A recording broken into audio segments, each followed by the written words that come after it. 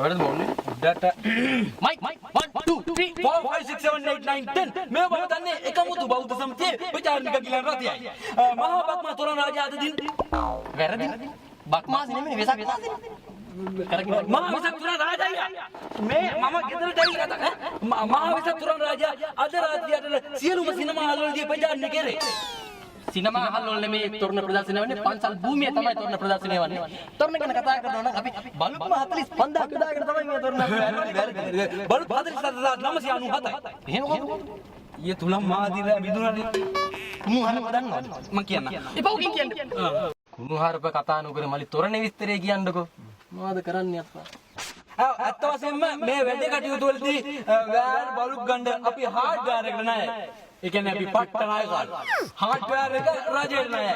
රජේ ජාත්‍යන්තර ණයයි. මොනවද? අත්ත වශයෙන් මෙහෙම අපි ණය නැහැ කාටවත්. මලි මම. හරිද? අම්මට තාත්තට විතරයි මලි මම ණය. හරි? එහෙම කතා කරන්නේ. තාම මේ ඩයලොග් එකට 50ක් ණය. මලියද පෞද්සින්දුව දාලා ගන්න. මේ බෞද්ධ සින්දුද? බෞද්ධ සින්දුද නේ? බෞද්ධ සින්දුද නේ? මගෙන් අහලා නෙන්නේ මොකක්ද මන්නේ? සිහිවි වැටුණා. එනම් ඌයකෝ බෞද්ධ සින්දු බලපන් දාන්න බෞද්ධ සින්දු ගහන්න. හැපි. ලගපන්. නෑ. පවසන් මනසවමදමෝ. මෙවර අපි තොරණ දර්ශනය කරන්නේ 1335 වන වතාවට තමයි. හරියටම කිව්වා. කොහොමද හරියටම කිව්වේ? ඥානෙ දීපක්. පළවෙනි වතාවට තමයි අපි තොරණ ප්‍රදර්ශනය කරන්නේ. යකෝ පෘතුගීසි කාලේ නම් තරම් එහෙම ඔච්චර ගානක් ඉන්නේ නෑ නේ. කරුණික පොවල දාලා. වෙන්න තොරම්.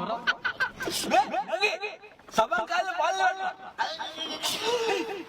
පරීක්ෂණ අංක 1 පරීක්ෂණ අංක 2 S1 to 1 to 1 අත්තන්දේ පුල්ල සෝමි මුනේ හිලතාවේ රුවන් වැල කමිනි එමෙතු මොනවද කියන්නේ තොරණ ගැන කියනවා පිම්බර උපාසිකාවියනි අද මේ පිම්බර පුෂන් පෝදින මේ පුණ්‍ය භූමියට අපි රැස්ව සිටින්නේ මහා තොරණ රාජයා සහ මහා දන්සල්